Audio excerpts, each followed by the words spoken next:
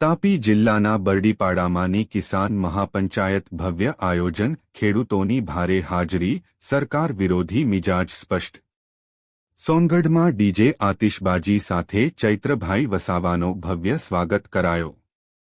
ચૈત્રભાઈ વસાવાએ ઓટા 4 રસ્તા ખાતે ભારત રત્ન ડોક્ટર બાબા સાહેબ આંબેડકરની પ્રતિમાને પુષ્પહાર અર્પણ કર્યું. ત્યારબાદ કાફલો શિવાજી ચોક પહોંચ્યો, જ્યાં છત્રપતિ શિવાજી મહારાજની પ્રતિમાને ફૂલહાર અર્પણ કર્યું. ત્યારબાદ ભગવાન બિરસા મુંડાજીની પ્રતિમાને ફૂલહાર અર્પણ કરી સયાજીરાવ ગાયકવાડની પ્રતિમાને ફૂલહાર અર્પણ કર્યા.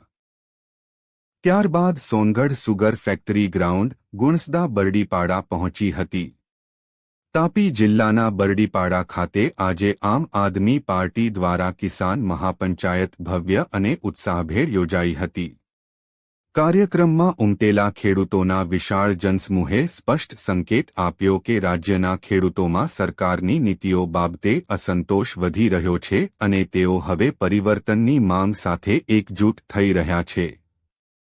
આ કાર્યક્રમમાં ધારાસભ્ય ચૈત્રભાઈ વસાવા, પ્રદેશ સંગઠન મહામંત્રી મનોજભાઈ સોરઠિયા, પ્રદેશ મહામંત્રી સાગરભાઈ રબારી, પ્રદેશ સંગઠન મંત્રી રામભાઈ ધડુક, પ્રદેશ યુથ વિંગ પ્રમુખ બ્રિજરાજ સોલંકી, સુરત મનપાના વિપક્ષ નેતા પાયલબેન સાકરિયા સહિત પ્રદેશ, જિલ્લા અને તાલુકા સ્તરના હોદ્દેદારો તથા મોટી સંખ્યામાં કાર્યકર્તાઓ ઉપસ્થિત રહ્યા હતા. ખેડૂતો માટે પાક વીમા યોજના વધુ પારદર્શક અને પ્રભાવશાળી બને તે માટે આપ દ્વારા મુખ્ય મુદ્દા ઉઠાવવામાં આવ્યા. સિંચાઈ, વીજળી અને ટેકેદારીના મુદ્દાઓ પર વર્તમાન સરકારની નિષ્ફળતાઓ અંગેના મુદ્દા ઉઠાવવામાં આવ્યા. તાપી જિલ્લામાં કૃષિ આધારિત અર્થતંત્રને મજબૂત બનાવવા નવી નીતિઓ લાવવાની વાત કરવામાં આવી. વિસ્તારના ખેડૂતો દ્વારા સરકારની નીતિઓ સામે ઉગ્ર મિજાજ દર્શાવવામાં આવ્યો.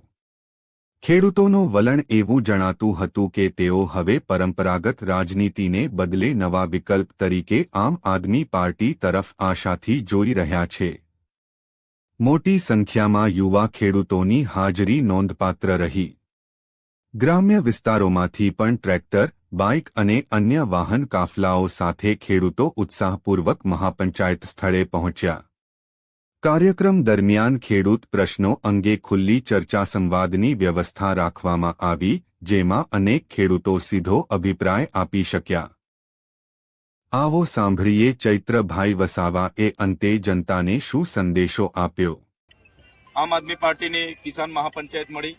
આ કિસાન મહાપંચાયતમાં આમ આદમી પાર્ટીના ગુજરાત પ્રદેશના મહામંત્રી શ્રી મનોજભાઈ સોરઠિયા, યુવા પ્રદેશ અધ્યક્ષ શ્રી બ્રિજરાજભાઈ સોલંકી, સાથે આ ઝોનના પ્રભારી એવા રામભાઈ ધડુક, સુરત મહાનગરપાલિકાના વિપક્ષના નેતા પાયલબેન સાકરિયા અને જિલ્લા પ્રમુખ સહિત તમામ પદાધિકારી ઉપસ્થિત હતા અને હજારોની સંખ્યામાં ખેડૂત, પશુપાલકો, મજૂરો અને અનેક યુવાનો પણ આમાં જોડાયા હતા. ત્યારે મહાપંચાયતની જે આજે વાત હતી કે આ વિસ્તારમાં તમે જોયું હશે, ઉકાઈ જળાશય 1972માં બન્યું.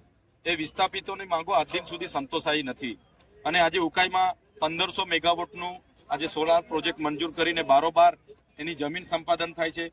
વચ્ચે ખેડૂતોએ એનો વિરોધ કર્યો તો ખેડૂતો પર કેસ કરી દેવામાં આવ્યો છે.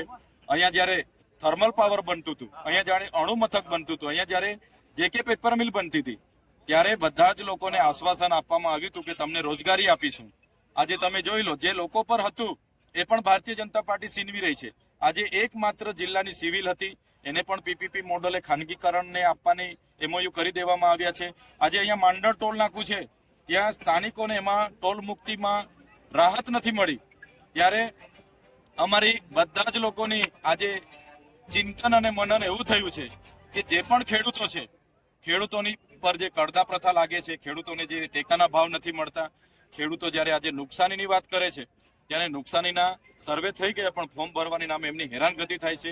એસઆઈઆરની પ્રક્રિયા જે ચાલે છે એ એસઆઈઆરની પ્રક્રિયામાં પણ આજે ઘણા લોકો મતદાતા હોવા છતાં એના ફોર્મો નથી ભરે.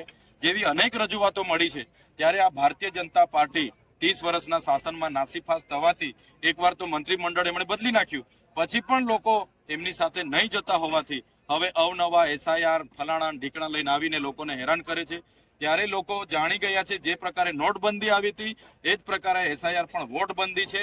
અને આ વિસ્તારમાં ધર્મના નામે રાજનીતિ કરીને હિન્દુ ખ્રિસ્તીને લડાવીને આ વિસ્તારમાં જે સનતોની જમીનો છે એ આપીશું કરીને વાયદા વચનો કરીને ટોલમાંથી મુક્તિ અપાવીશું, લોકોને નોકરી આપીશું, રોજગાર આપીશું, આત્મનિર્ભર બનાવીશું, એવી બધી ફાંકા ફોજદારી કરીને જે સાંસદો અને ધારાસભ્ય ચૂંટાયેલા છે, હવે લોકો જાણી ગયા છે આવનારા દિવસોમાં વ્યારા જિલ્લા પંચાયતની હોય, તાલુકાની હોય કે આવનારી વિધાનસભા હોય, આમ આદમી પાર્ટી સાથે લોકો રહેવાના છે. અને આમ આદમી પાર્ટી ખૂબ મજબૂતાઈથી સ્વતંત્ર લડવાની છે અને આવનારી તમામ ચૂંટણીઓ આમ આદમી પાર્ટી જીતવાની છે.